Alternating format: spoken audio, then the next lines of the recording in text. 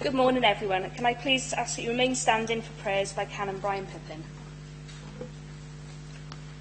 Good morning. We're picking up two themes today. First of all, this is Forces Week, so we'll be saying a prayer for our forces and what they do. And we should also be remembering bodies like ourselves, the boroughs and the local authorities, in those places where there have been recent disasters and terrorist activity. So we begin with just a moment of reflection. Let us pray.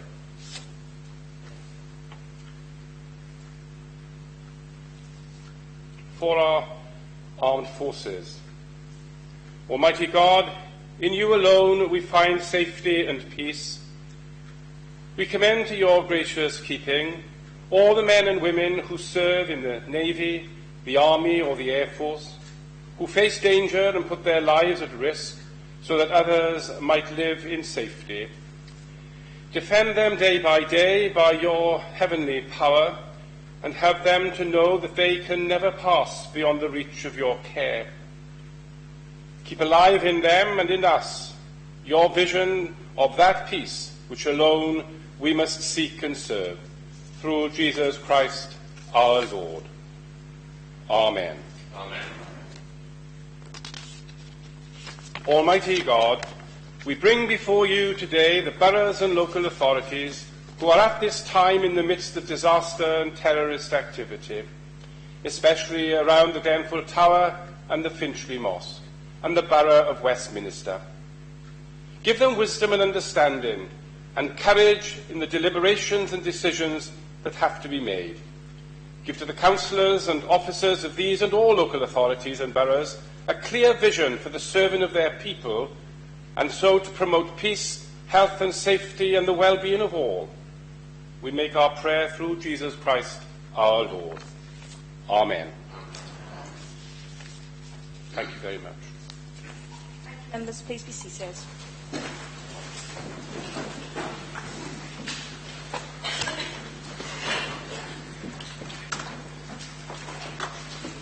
Okay.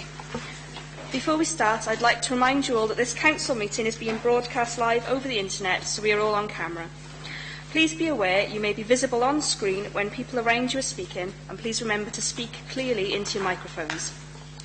This meeting is available to view online now and in the future, whenever and wherever people want to watch it. Therefore, there is no need for any other filming of the meeting to take place. We welcome the use of Welsh language at meetings. I have had no requests for people to speak Welsh today, so this meeting will be conducted in English only. I'd like to welcome everyone attending the meeting today and anyone watching the meeting via the webcast. But can I ask that all mobile phones and other noisy devices be put onto silent? If there's an emergency alarm, follow the green signs and go to the ground floor of the Civic car park. Finally, if we have any motions or amendments during the meeting, I will need them to be clear before we go to the vote. If we move on to agenda item 1 then, attendance. Do we have any apologies for absence? I've had apologies from Councillor Giles Davis. Are there any other apologies, members?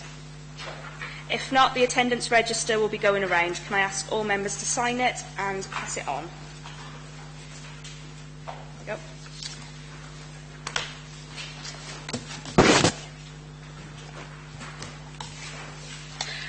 go. Okay. Item 2 done. Item 3, declarations of interest. Monitoring Officer, do you have any advice for members, please? Yes, thank you, Madam Mayor. With regard to members, there is an item on the agenda, which is item number 7, petitions. And there's one there which relates to Coal Barn Farm Management Committee. Councillor Louise Shepherd is the subject of the petition and therefore have a personal and prejudicial interest in relation to this item, and will leave the room when this is being discussed. If I can ask Councillor Shepherd to agree that she's happy with that. Yes, I agree. Thank you. Just in relation to officers, there are 2 reports which affect officers. The first one is with regard to item number 10. Dermot McChrystal is the subject of the report, and it's just to inform Council that he will leave the room when this item is being discussed. And the other one is item number 14. Richard Lewis, the Head of Planning and Development, is also mentioned in this report, and he'll leave the room when this item is being discussed. Thank you, Madam. I'm not aware of any other interest. Thank you. Members, do you have any other interests to declare? If any come up during the meeting, can you please make sure you also write them in on the normal forms? Okay, item 4.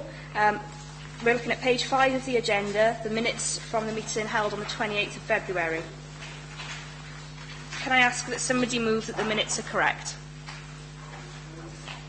Are we all agreed? Oh, of those of us who were there. Thank you, members. Item 5, we're looking at page 49, minutes from the meeting held on the 23rd of May. Again, can I ask somebody move that the minutes are correct? Yeah. Are we all agreed? Thank you, members. Okay, agenda item 6, update on actions. This is on page 81 of the agenda. These are the updates on what have been done to implement our previous decisions. Are there any comments or questions? If not, then is everyone happy to note the updates? Can you show your hands if you are? Thank you, members. They are noted. Okay, straight on to item 7, then receipt of petitions. We have 2 petitions today. Firstly, can I ask Councillor Elizabeth Haynes to come down to the front and present your petition and pass it along to me?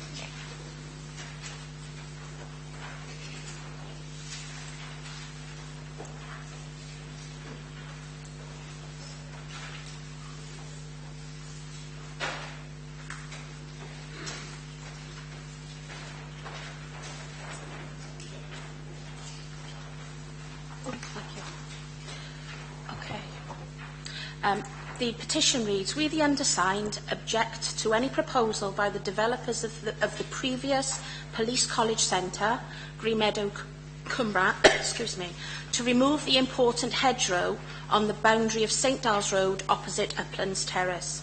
This action would seriously affect the quality of the rural environment of this designated quiet lane and would remove one of Cumbran's original historical features, which has been left undisturbed for centuries.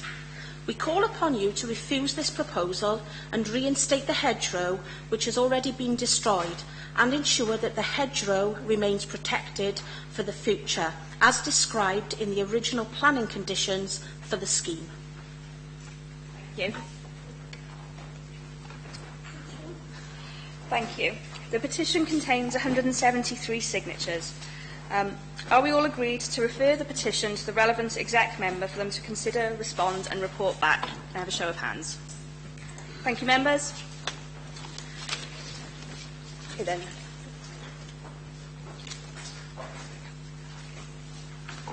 Thank you.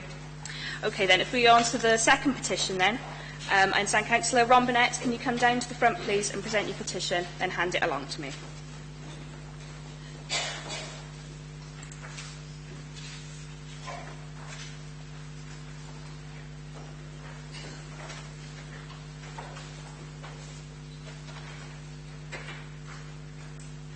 Thank you, Madam Mayor. This petition is to do with Coalbarn Farm in Trevethin, and it says, we the undersigned, for many years our Trevethin councillors have been appointed on the management committee of Coalbarn Farm. This year, after 2 new councillors were elected, the new leader of TCBC decided to forego the historic choice of ward councillors being appointed to this ward-based committee, and instead appointed 2 councillors from other wards. We understand the employment position of Councillor Ford bars him from being appointed, but we fail to understand why newly elected member Independent Councillor Louise Shepherd has been overlooked. We hope this is not the first sign of nepotism in this new council. Councillor Shepherd was chosen by the people of Trevethin to represent us and have the best interests of the community. We, the undersigned, request that Councillor Louise Shepherd be immediately appointed to Coalbarn Farm on the Management Committee. Thank you, Madam Mayor.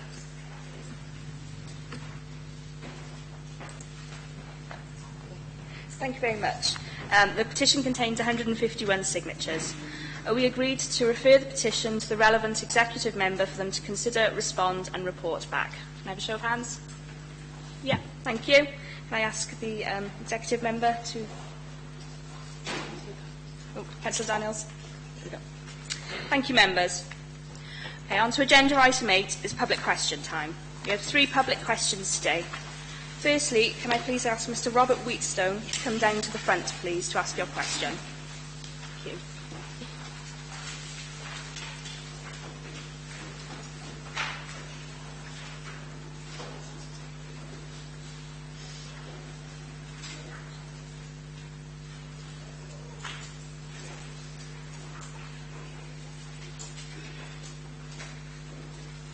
Thank you very much. The microphones work. You just press the button. Good morning. My question is, I would like to ask the council why you've just put a petition in, but I want to know why, as a resident of Trevethyn, there is not a councillor on the board of Coban Farm from our area. This is a concern for Trevethyn. We've got people from outside the area, one from Pennygar, I believe, and I don't know where the other one is. But can someone answer me that question? Why my local councillor is not on the board of Coban Farm? Thank you very much. Can I ask Councillor Hunt to respond, please? Okay, well, thank you for your question, and I appreciate your opinion, but the council appointees for Coban Farm were decided at the council AGM and voted accordingly. Councillors Melson and Horlin were put forward. Both are members from within the area in which Coban Farm operates, and both have years of dedication to helping people in the area. I'd certainly therefore dispute that they're outsiders. There are, of course, many people from Trevethyn involved in the good work that Coban Farm does, and I'm sure they'd appreciate any input and assistance. However, in light of the concerns expressed, myself and Richard will offer to arrange a meeting before the next council AGM where we'll go through the list of appointments with the leaders of the opposition parties more thoroughly to try to resolve any issues in advance of the formal process. Okay, thank you, Councillor Hunt. Mr Wheatstone, do you have a supplementary question? Do you have a supplementary question? But it's got to be a question, not a statement. No. Okay, thank you very much. Can Okay, I ask you to thank go you. back to the public gallery? And can I ask Mr Nicholas Miles, could you come down to the front, please, to ask your question?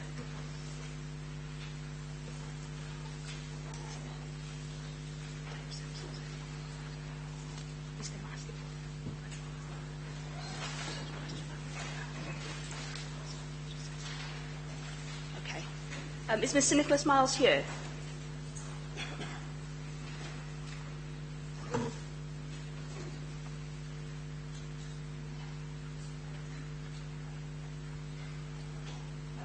Okay, I think he's not here, so if we move on to question 3 then, can I ask Mr David Simpson, can you come down to the front please to ask your question?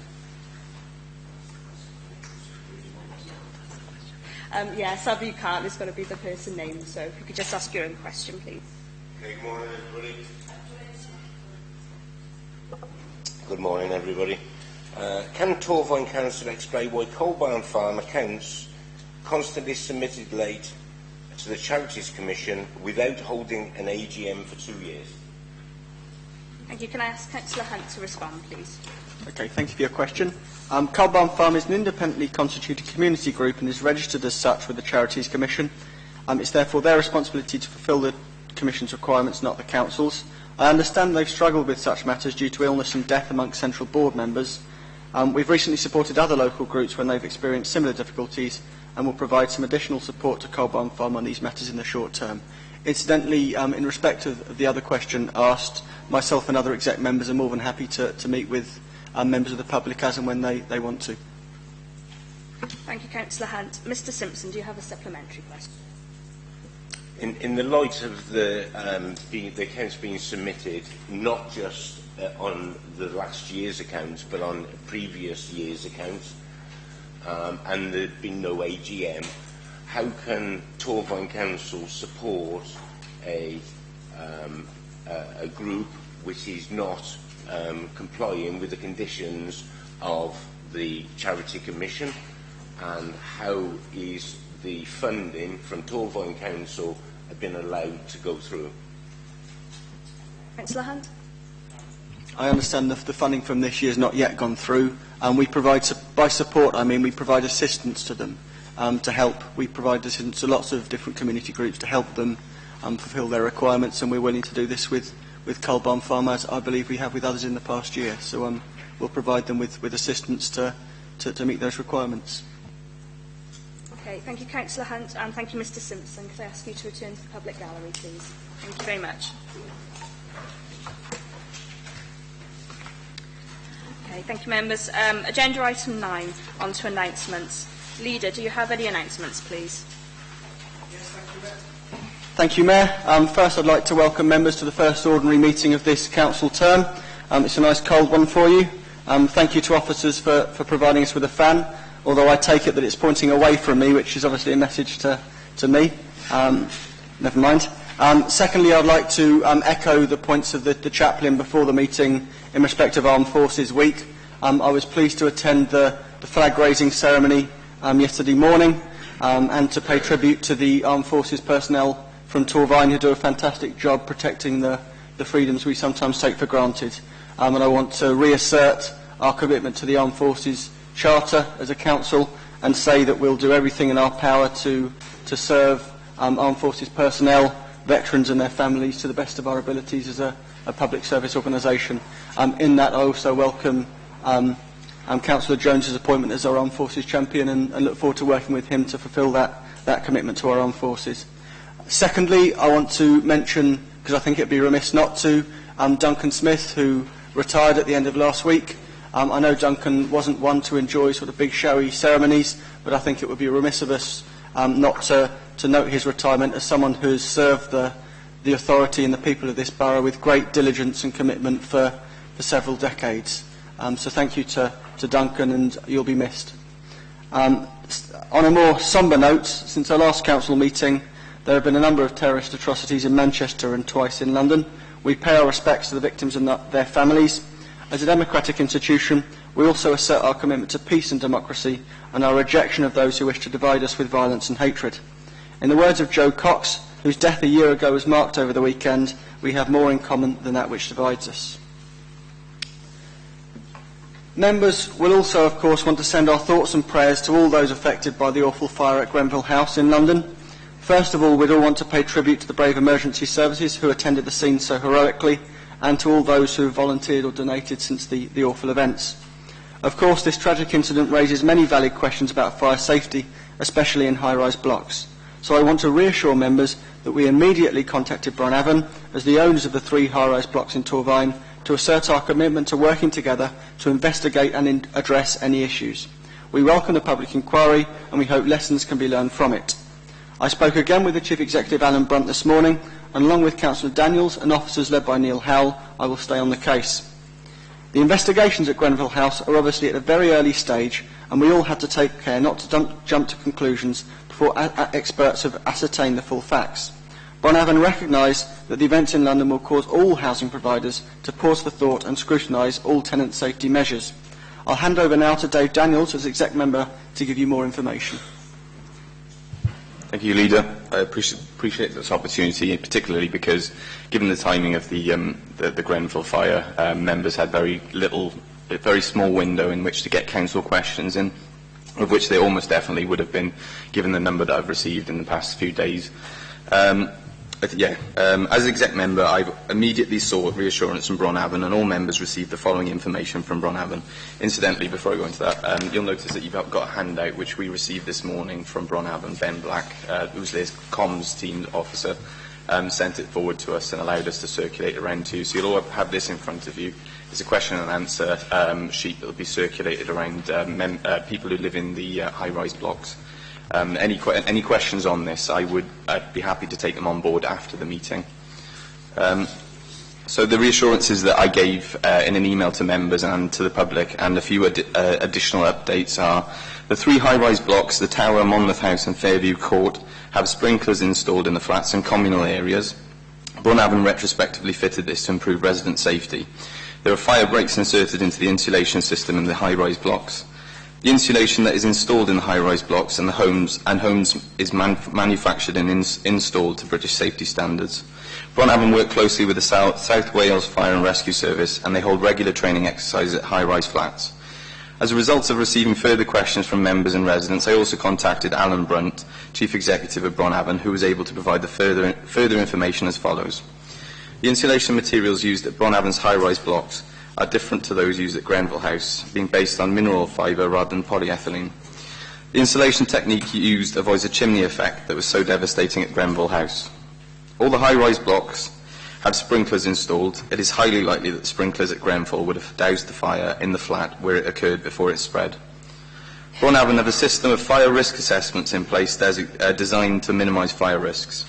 Bournemouth also have a very good working relationship with the South Wales Fire and Rescue Service on fire safety. They offer free smoke alarms to residents, which I'd be urging residents to take up. It's an excellent service that they offer. Finally, Bournemouth plan to undertake a leaflet delivery exercise today, which I've alluded to inform and reassure residents. Bournemouth will assess how this exercise goes and consider how the fire service can help in further initiatives. We've offered our comms team to help spread messages, and information went out last week on Friday, actually, to local residents via social media, and we managed to reach 9,308 people doing that, which I thought was especially important because there's quite a lot of commentary on social media, and it's important to reassure people, because I myself was reading some of the comments from some people who were affected, and it is, you feel for them, so it's absolutely crucial that we get reassurance as soon as possible. I've arranged for all members' inquiries and questions to be forwarded to Bournemouth for them to understand both our and local resident concerns. Finally, I've requested a meeting with Alan this week, and hopefully I will be able to pass on our concerns and receive further feedback and reassurances as the investigations into the awful events at Grenville House continue. So after this meeting, I'm more than happy, anyone with any questions on this, more than happy to sit down and talk to you and take them on board, and I will take them to Alan on Wednesday when I'll be meeting with him.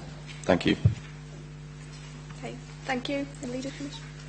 Okay, Chief Executive, do you have any announcements?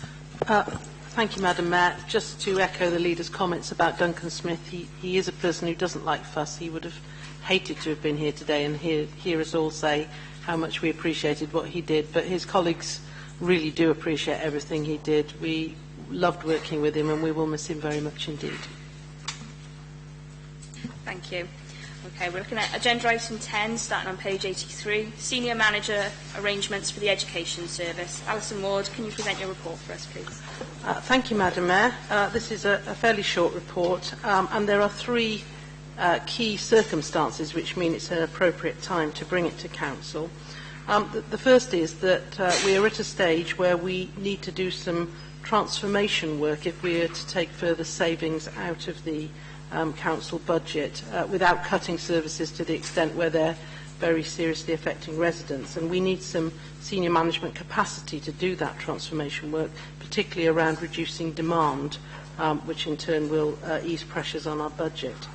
The second circumstance is that it's 18 months now since the Council came out of education special measures, and whilst I would be the first person to say there is absolutely no room whatsoever for any complacency, it's my judgment that we no longer need an additional senior management oversight of the education service to enable them to manage the service appropriately.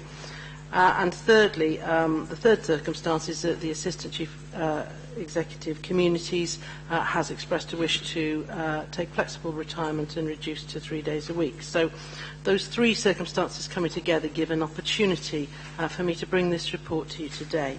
If I quickly take you through the key background that you need to be aware of, which is set out at section 4 of the report. Under section 27 of the Children Act 2004, we do have to have a statutory lead director for children and young people.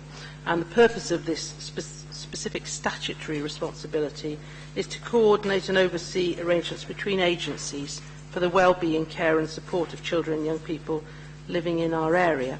Now that role has, until this report was brought to you, been carried out by the Assistant Chief Executive Communities.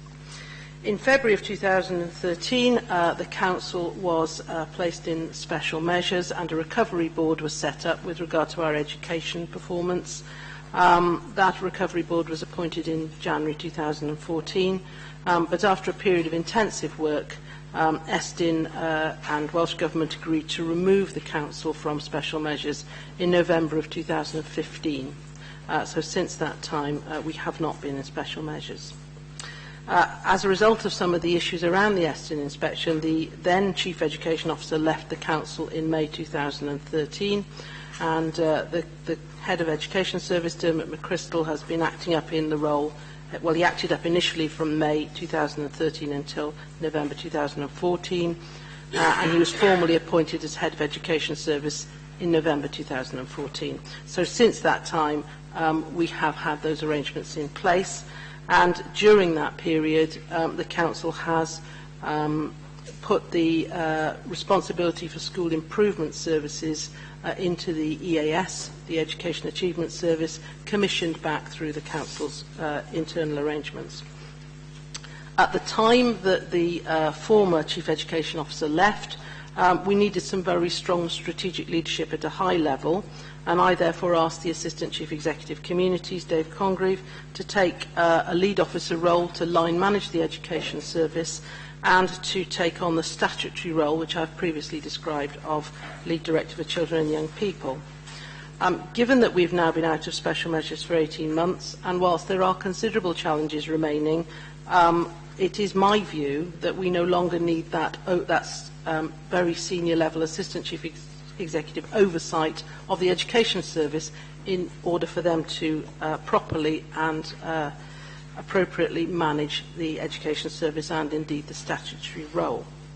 As I've said earlier, this coincides with the wish of the Assistant Chief Executive to go down to 3 days a week, so it seems an appropriate moment, in my judgment, to transfer the statutory role to the Head of Education Service and to redesignate that role as a full Chief Officer. We have a job evaluation service, from new members who aren't aware of it, in place. Every role, from the very top of the organisation right through all tiers of the organisation, goes through an objective job evaluation process which determines the grade for that role. And when we create this new role, subject to members' agreement today, that will go through job evaluation as all other roles do. The proposed amendments will result in some minor changes to the senior management structure of the Council, hence the need to bring it through full Council for approval. You will see at Appendix 1 the current arrangements, and at Appendix 2 the proposed revised arrangements, which basically are changing the Head of Education Service to a full Chief Officer role. The great advantage of doing this, apart from regularising those arrangements in the Education Service, is to enable the time of the Assistant Chief Executive Communities to be freed up to do the transformation work which needs to be done within the Council around reducing demand and reducing pressures on the budget going forward. So apart from some remaining line management responsibilities for communities, that role will now focus on providing that support to myself and the leader to enable us to really drive forward some key transformation work in order to prevent further strain on the budget unnecessarily. So that is the proposal. Overall, you will see at Part 6 of the report, it does provide a small saving initially of £17,000 per annum. Once pension strain costs are fully funded, that saving will increase. So it is not only has many advantages in terms of the organisation of the Council, but it also saves a small amount of cost. So, members, I'll take you to the recommendations, which are on item 3 of the report. So you are asked firstly to agree that the senior management structure of the Council is amended as set out in Appendix 2, and in particular that the role of Head of Education Service is redesignated as Chief Officer Education. Secondly, that you agree that the statutory role of Lead Director for Children and Young People is transferred from the Assistant Chief Executive Communities to the Chief Officer Education. Thirdly, that you note that the redesignated role of Chief Officer Education will be subject to job evaluation. And fourthly, that you agree that the Interim Monitoring Officer, in consultation with the Members' Constitution Working Party, be granted delegated authority to make any necessary changes to the Constitution. So, members, I put those recommendations to you. Thank you. Thank you, Alison. Members, are there any questions or comments? No, if not, then can I ask for a show of hands for all those in favour, please? Thank you. Is there anybody against? And are there any abstentions? No, in that case then, thank you, members. The recommendations are agreed. We go on to agenda item 11 on page 89, changes to scrutiny portfolios. Can I ask Tom Roberts, Senior Corporate Improvement and Scrutiny Officer, to present your report for us, please?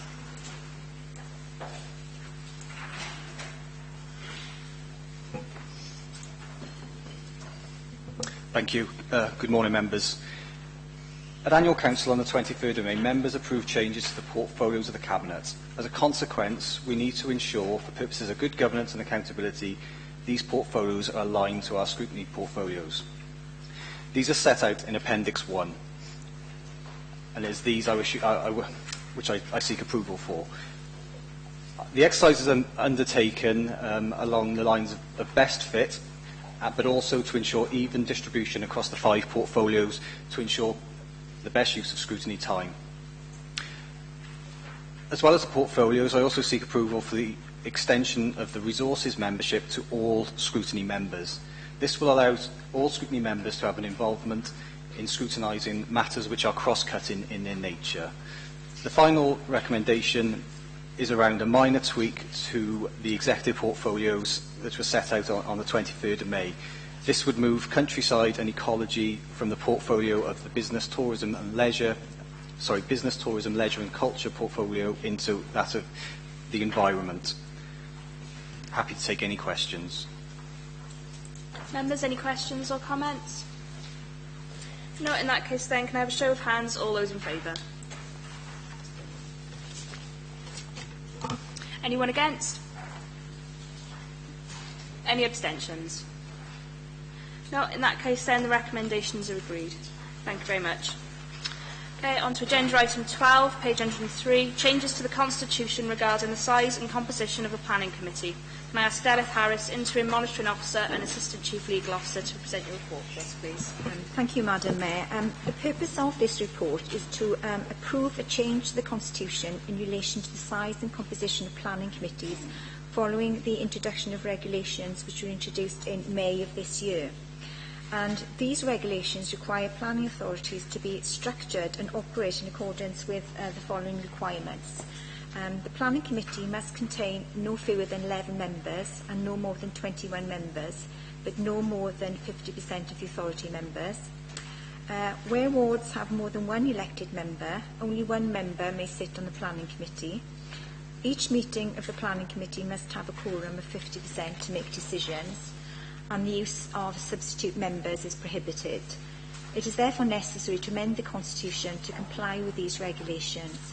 So the recommendation, which is in paragraph 8, is that Council agrees that I'm able, in consultation with the Members' Constitution Working Party, to have delegated authority to make amendments to the Constitution to reflect the changes introduced in relation to the size and composition of planning committees as set out in paragraph 4. Thank you, Madam Mayor. Thank you. Members, any questions or comments? No, okay, the recommendation is on page 104 of the agenda. Can I ask for a mover and seconder, please? Yeah, seconded. Thank you. Can I have a show of hands, please, those in favour? Thank you. Anyone against? Any abstentions? No. Thank you, members. The recommendations are agreed. On to agenda item 13, page 105. Proposed changes to Part 10 of the Council's Constitution, the Disciplinary and Redundancy Appeals Panel.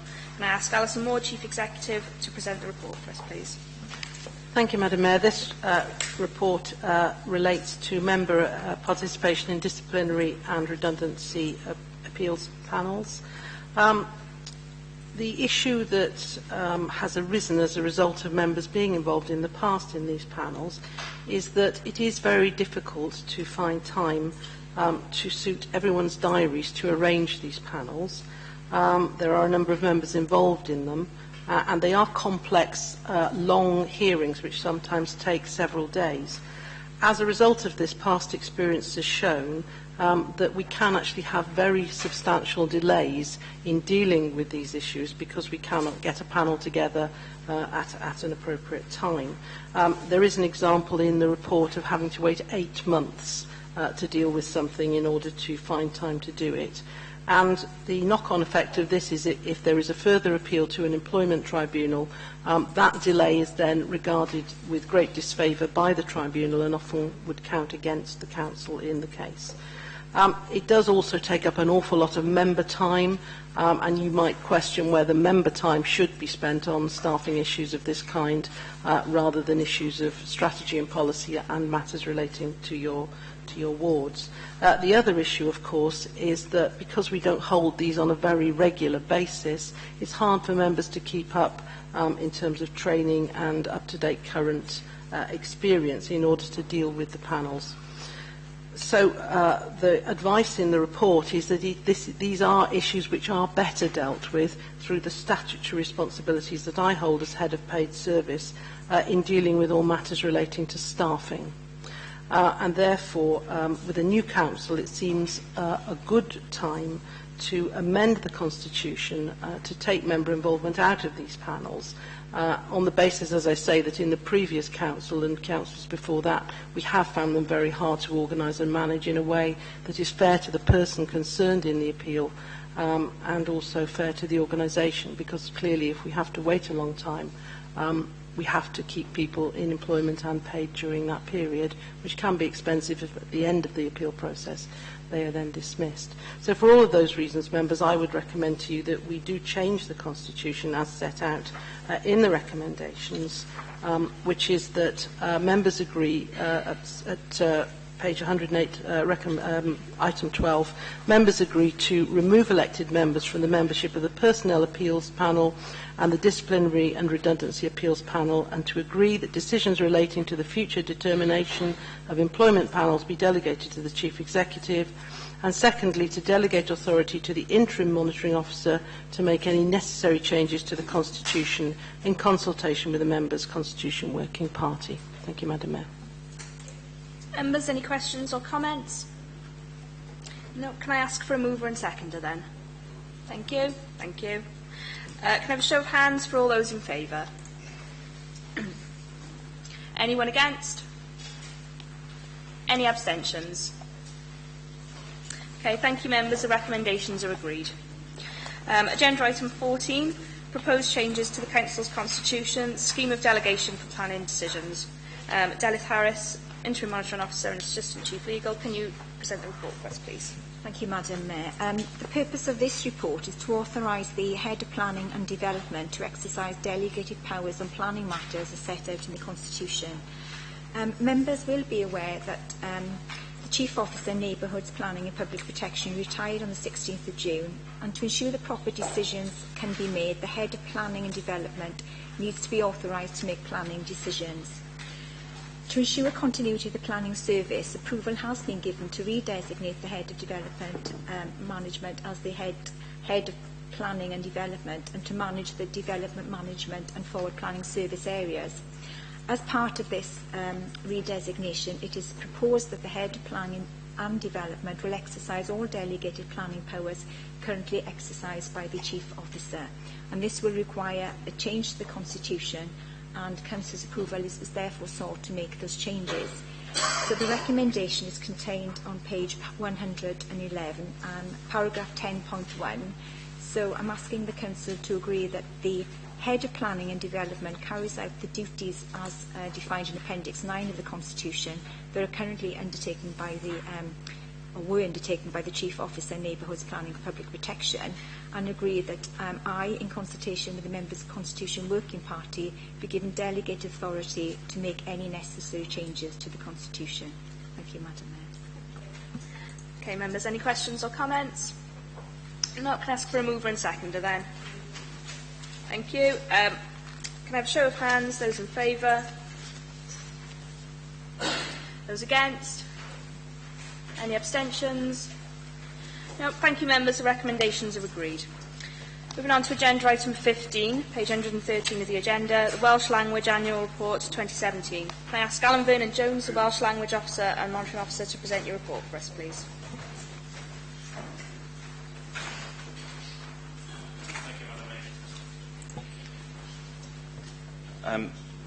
I'm here to present the annual monitoring report and seek your approval to the publication of that annual report on the Council's corporate website and make available in public, in the offices open to the public. I'll pick out the brief points of that monitoring report. It's a statutory and standard 170 that the Council produces an annual report. This will be the first report, full year report, produced by the Council since the introduction of the standards, Welsh Language Standards, in April 2016. Prior to that, we were under the Welsh Language Scheme of the 1993 Act. So, Standard 170 requires the Council to report on complaints, the language skills of staff, the training provided and offered to staff, and also the recruitment process and the assessment of posts for their Welsh language skills. You will see within the report that the complaints, there were only 3 complaints received directly to the Council from the public.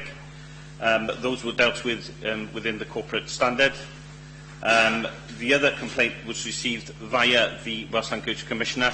Unlike complaints received in English, the Welsh Language Commissioner will receive complaints directly to herself and then investigate on their behalf. That complaint through the Commissioner was regarding swimming lessons, and that is still ongoing, and the final report hasn't been published yet. Staff Welsh language skills, you will see that we have a lot of learners within Torfaen. I have included there, the last table you will see shows the number of employees with 5 in all 3 disciplines. That's speaking, reading and writing. And there's only 0.5% of Torfaen staff that can speak Welsh and deliver services through the medium of Welsh. Now, I hope that will show the Commissioner as well the difficulties that this Council faces in providing face-to-face services to the public through the medium of Welsh. It is a difficulty. Providing written translations is easier, and also telephone conversations will also be a challenge to the authority. The Welsh language training, no courses were run through the medium of Welsh during 2016-17. The training offered to staff, we do run 30-week full-year courses from beginner level to fluent, and then we also run 2-day taster courses in collaboration with other authorities within the local area. In terms of recruitment, you'll see that 548 posts were advertised during 16-17. Of those, only 3% was asked for a Welsh language skill. If we are going to increase the capacity of the Council, I think that is the way we should do it, is through the recruitment and assess those posts as required under the standards.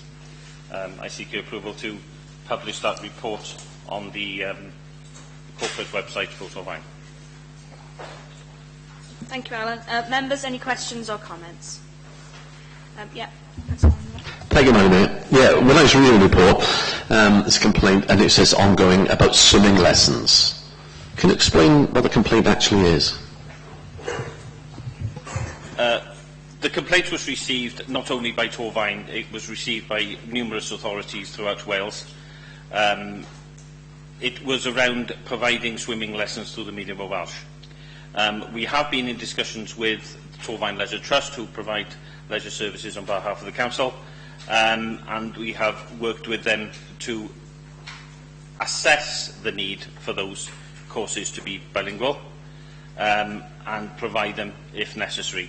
The difficulty with swimming lessons is that you have a lot of ability needs and also numerous venues as well. So it has been difficult for Torfaen Leisure Trust, but we are working with them to to work through it, and we will wait for the outcome of the report by the Welsh Language Commissioner. Right, so basically, if there's 10 children in the swimming class, only one was bilingual, you'd have to do 9 for English and 1 in Welsh, is it? Instruction-wise? No, it would be on a needs basis. What would happen is that we would, any phone call to the Torfaen Leisure Trust, we would ask the language of preference. If then it is viable for Torfaen Leisure Trust to run those courses through the medium of Welsh, we would obviously run that class in Welsh only. We wouldn't run a bilingual class because of safety. If not, then those individuals could be offered alternatives like a one-to-one session at a cost. At a cost to the leisure trusts or to this council, which could be a massive cost ongoing throughout all councils. So the cost just rises and rises because of the Welsh language. Swimming lessons aren't free anyhow, so it would be, if you were enrolling onto a course for swimming lessons, it would be at a cost. There wouldn't be additional cost. It would be down to the individual parent, etc., to pay those costs to the for those lessons. Leader. Thank you, Mayor, and thank you, Alan, for your work on this and for the work that you do and the work that others, including Lyndon, have done on this. I think that the point that you make is telling at page 122. We're committed as a council to doing what we can.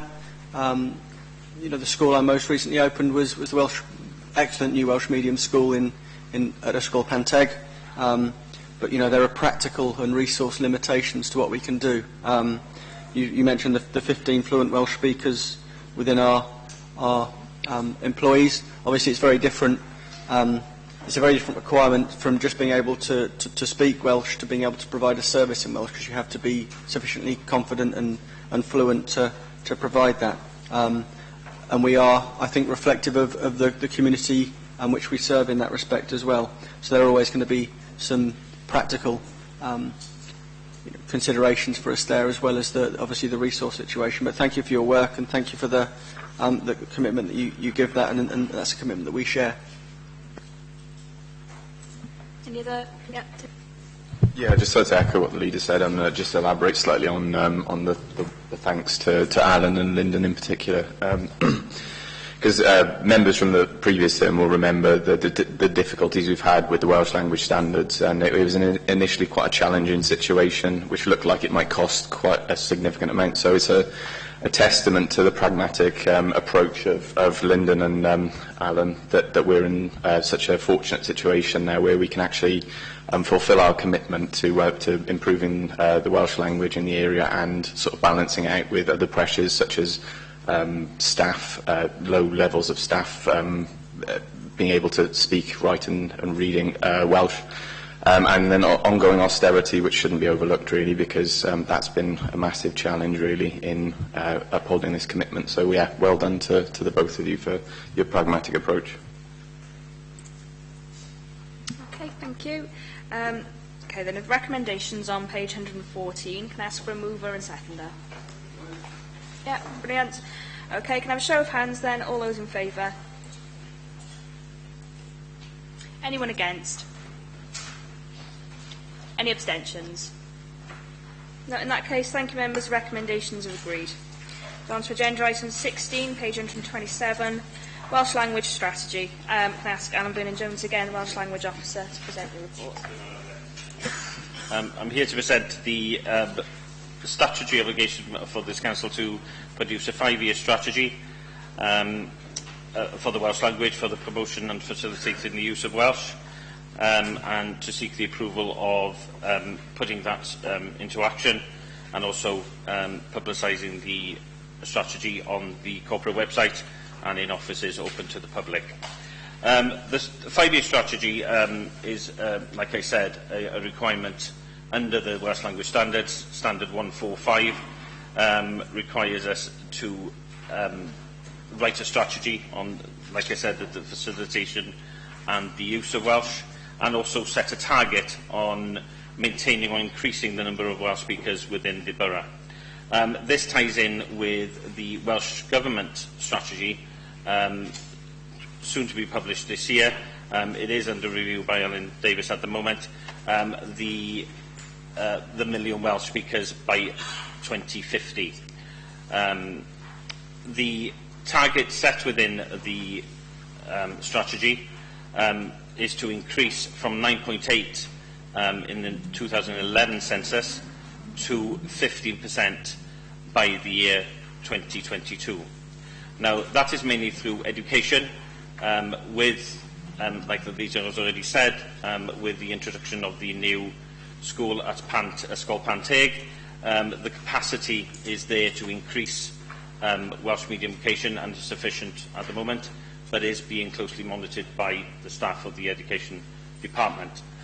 It also, we'll use the legislation currently in place, which is the Welsh language measure, and the standards within that to increase and the opportunities for people to use Welsh. We'll also have the events, to celebrate Welsh language culture, and also under the Welsh Language Wales Measure 2011, there is also a right of individuals to be able to speak and converse in Welsh and also receive their services through the Welsh if they so wish. This strategy is reliant on partners. There are no real resources implications for this strategy. It is work that we're already doing within the community, with public groups, community groups, with our partners like Mentariaeth, Mudiad Meithrin, the Urdd. So it is work that is already ongoing. All we're doing is formalising it and putting it in a strategy form and publicising that on our website. So I seek your approval to put to work that strategy. It will need to be reported on at the end of the 5-year term, and that then would form the basis of the next strategy in 2022. Thank you very much. Carolyn, members, any questions or comments? Just one question. Obviously, you published census data here. The last census was 2011.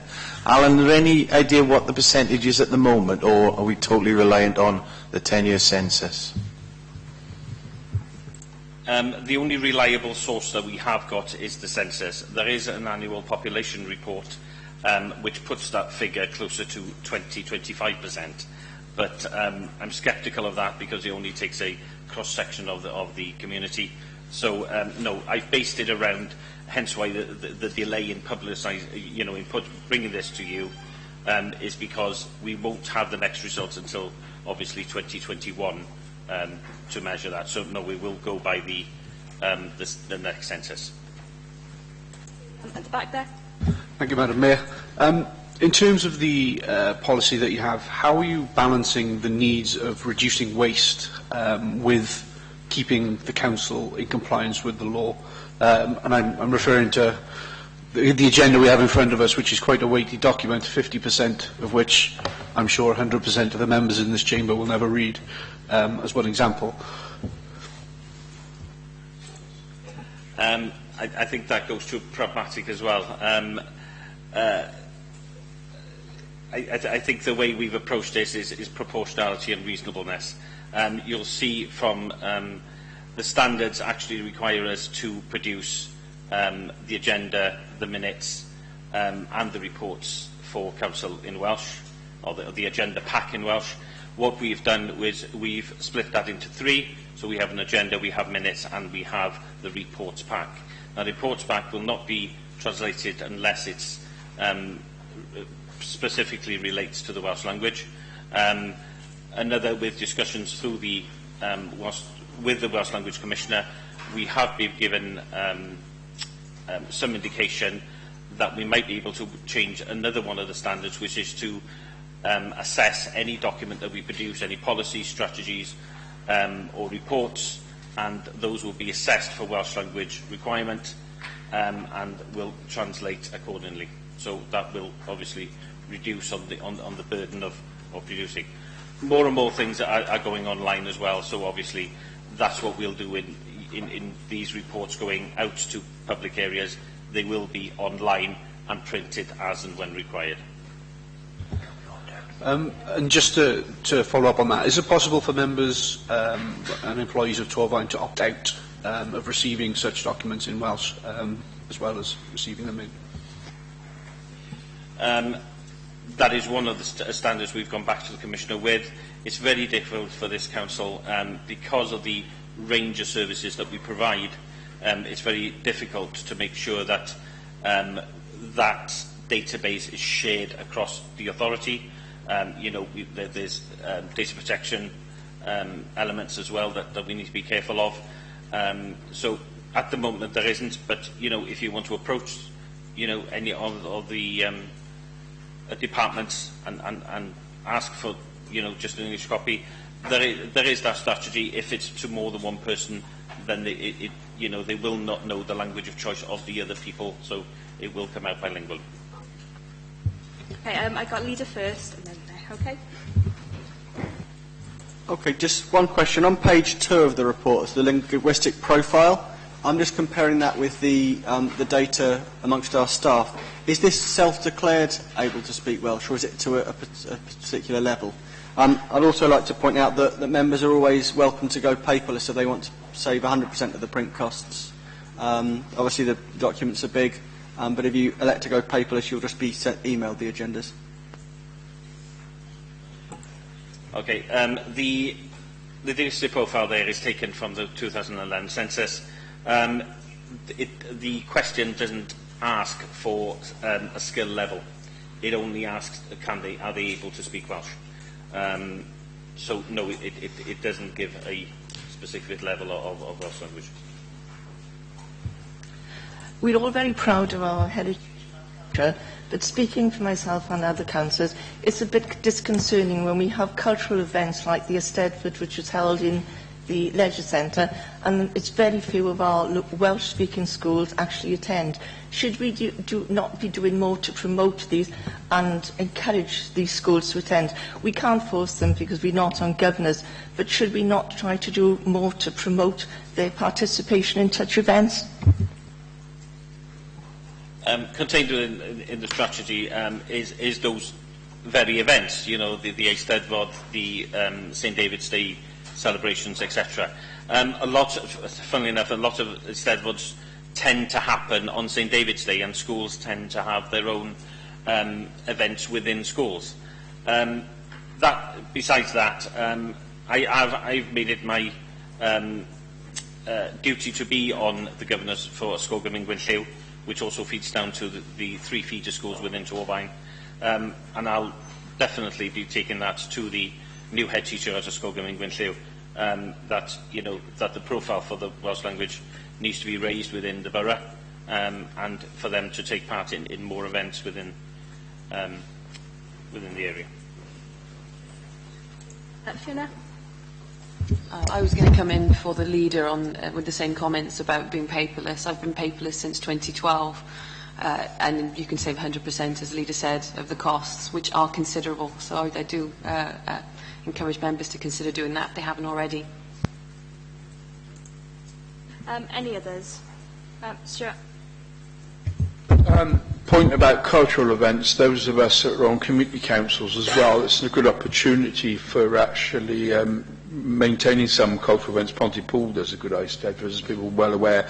I thought you might look at it down our end of the valley as well, in Cwmbran.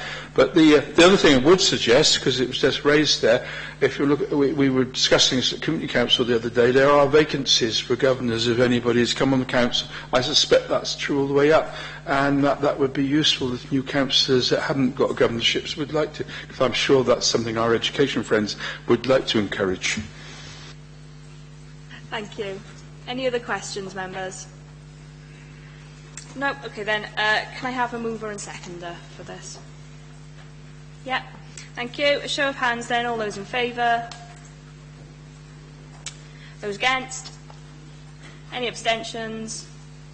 Okay, thank you members, the recommendations are agreed. Okay, we're going on to item 17, member question time. There are 2 questions today, shown on the sheet circulated. First, can I ask Councillor Louise Shepherd to ask a question of the leader, please? Morning, everyone. Please can the leader explain to me why a spokesperson for Torfaen was allowed to give incorrect information to the South Wales Argus? It's regarding myself, my name being put forward for an outside body. Can I ask the leader to answer? Okay, thank you, Mayor, and thank you, Councillor Shepherd. The response to the South Wales Argus was accurate. The Council made an appointment to a wide range of outside bodies at the AGM of the Council on the 23rd of May. Councillors Melson and Haller were appointed to the Cobb Farm Committee, and no other names were moved during the meeting. The decision was taken by the full Council on the night and voted on as per the minutes of page 57 of today's agenda at 12.3, with 30 members voting in favour, 0 against and 3 abstaining. Councillor Shepherd, do you have a supplementary question? Yes, please. It is correct information. It was given to you 3 or 4 minutes before in Council when Councillor Haynes came down to you to explain that my name had been put forward about 4 or 5 days before when we had our own independent group meeting. I ask that it's framed as a question rather than a statement. Sorry. Can you confirm that you did speak to Elizabeth in the AGM? Yes, Elizabeth spoke to us before the AGM, but no names were put forward during the AGM.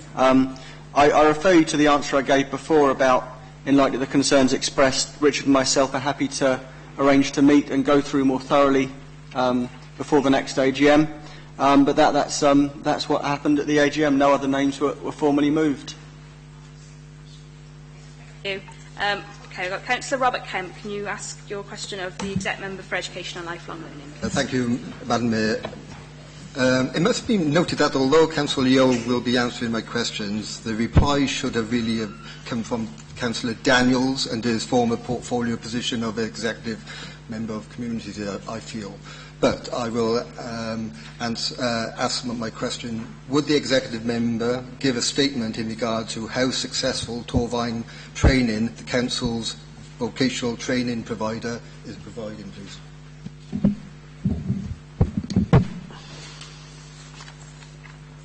Yeah, thanks, Councillor Kemp, for your question. I'm more than happy to make a statement, but I'd like to comment first of all on your opening remarks, and that is that it's not necessarily all that useful or helpful to look backwards, because we are where we are, and my concern is that we move forward, and I believe that that is the case. That's what we're doing. So any reference to who was doing what, when, Estin were you back earlier on in the year, is, as far as I'm concerned, immaterial to the statement that I'm about to make. But again, thanks for the question. The simple answer is that at the moment Torfaen Training's performance is adequate and variable. That was the view that we submitted to Estin in our self-assessment. Their pilot inspection of Torfaen Training under its new common inspection framework effectively concurred with our own judgment, concluding, as they did, that there are aspects of provision that are variously good, adequate and unsatisfactory. Torfaen Training has had a strong pedigree of delivering good results for work-based learning, and historically their attainment outcomes have been generally at or better than the national comparator. However, there have been 2 exceptional events that occurred which resulted in a negative impact on the most recent set of published data, and that's the set of public data that Estin were relying on, 2014-2015. Quite properly, Estin have reflected this in their findings and judgments. In addition, however, there have been some significant changes to the contract size and focus, and the internal arrangements we are continue to change as a result. We do not seek to use these events as either a caveat or a mitigation to the position that we're in. On the contrary, we have taken Estin's verdict at face value, and we are responding to it accordingly. I can tell you that the management team, along with senior officers, have responded swiftly and decisively in drawing up a PIAP, that's a post-inspection action plan, to address the Estin recommendations. We are confident that this will ensure that outcomes return to the status quo in timely fashion. As chair of the CYPIB, that's the Children and Young People's Improvement Board, I have established a task and finish group, the Performance Improvement Support Group, to challenge and scrutinise Torvine Training's improvement journey. I will be chairing this group, which will also include personnel with work-based learning expertise. This group has already met once and are satisfied that the PAP is comprehensive with actions to address all of Estin's recommendations. This group will continue to meet monthly to monitor the improvement journey. Running parallel with this, managers and officers will also be monitoring progress and will brief me at regular intervals. In short, we have, I believe, established a robust process for monitoring and quality assuring progress. In order that the Council remains fully sighted on the work, I have talked to the Chair of Learning Overview and Scrutiny Committee, and she agrees that scrutinising Torvine Training's progress should form part of their agenda for the coming year. In addition, we will be looking for a convenient date for a members' seminar to share with them the status of progress. As we speak, Estin are undertaking a monitoring visit at Torvine Training and will shortly be giving us some feedback on the PAP. We will, of course, include any suggestions they make in this respect. This will ensure that the PAP is comprehensive, robust and fit for purpose. Clearly, we were disappointed by some of the judgments and findings in the report. However, these findings have provided us with an opportunity to assess and evaluate our systems and processes. It is our view that within 18 months, Torvine's training performance will once again be objectively assessed as good.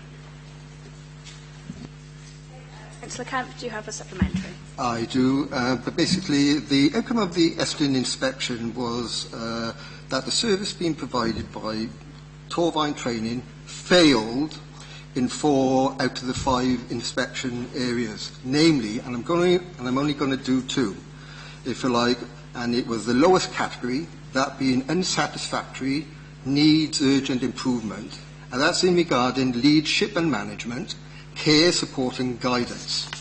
And so I've taken on board what you've said in response to my first question, but my second question, and possibly you need to fill in some gaps, is although the Executive Member for Education and Lifelong Learning may now be getting used to reading failing Estin reports associated with education and now training in Torvine, how is he going to ensure that employment training improves, thereby giving our learners the best opportunity to succeed?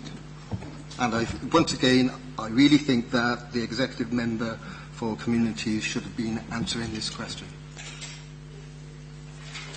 Well, once again, I would have to rebut that because it's nothing at all to do with the Council for Communities. Well, that's debatable, but I'm not about to debate that with you. I refer you to the answer that I gave to that part of the question earlier on. I'm not interested in pointing the finger of blame. I'm interested in moving Torvine Training back to a position that they've enjoyed historically up until this particular Estin investigation, this particular Estin inspection. As to the question that you asked, how do I expect to get us out of this? I think I refer you again to the question that or the answer I've already given you. I think we've set in train certain issues that will move forward already. The 2015-2016 attainment results are looking a damn sight better. Although, we have to say in all honesty, impacted still marginally by the same issues that impacted on the 2014-15. The provisional feedbacks that we're getting for 2016-2017 are exceptionally better than 2015-16, and that, I think, stands testament to the fact that they know that the most recent 2016-17 aren't necessarily tainted by, impacted by those issues that we've referenced before. And it might be useful to give some kind of a detail to these special, exceptional circumstances. Torvine Training is the prime body, but they subcontract out to about 8 or 9 different organisations, training organisations.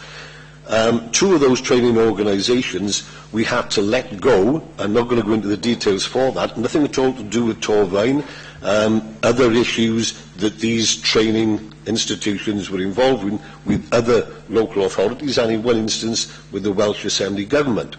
What it left us with was 600 trainees, 600 learners that we had to absorb back into the prime organisation, creating all sorts of issues.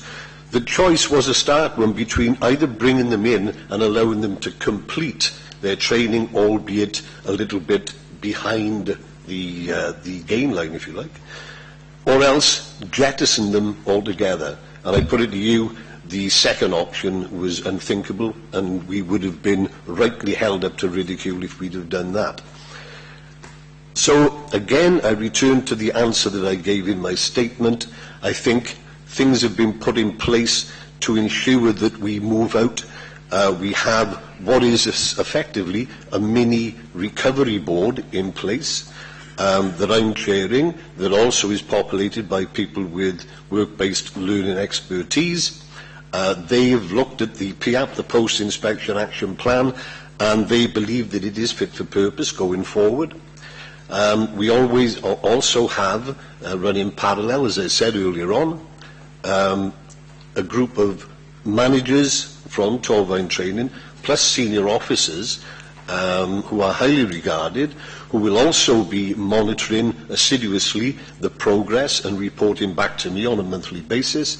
We also have offered up, not that we had much of an option in a sense, because my understanding of the technicalities of the scrutiny committees, if Estin judgments are down, then clearly it is the right and responsibility of the scrutiny team to get themselves involved. But we've talked about this and we've agreed that this is the best way to go. There will also be a seminar where members can ask questions after a presentation. There may very well be more detail then, because the seminar is unlikely to take place until a few weeks down the line. By then we will have a full and proper feedback report from Estin with respect to their monitoring meeting, their monitoring inspection. That is currently going on. So we'll be in a better position to answer questions, we'll be in a better position to give out more information, and I'm sure that at that time the information that we can give out is likely to be a little bit better than the information that we are looking at here and now. I hope you'll accept that that's a full or a reasonably full answer to your supplementary. If you need any more information, come and see me and we'll see if we can sort you out with some kind of a written response. Okay, thank you both. Okay, on to agenda item 18, date of the next meeting. For your information, the next council meeting is scheduled for Tuesday 18th of July at 10 a.m. in the council chamber. Agenda item 19, cabinet decisions from the 14th of March 2017. The decisions start on page 147 of the agenda. There were no challenges to any of the decisions. Do members have any questions about them? No, in that case, are you all okay to note the cabinet decisions? Have a quick show of hands. Thank you. The decisions are noted. That is the end of the council meeting. Thank you very much everyone for your attendance and contributions. And can I remind you to sign the attendance register and the personal interest form if you haven't done so already. Thank you very much.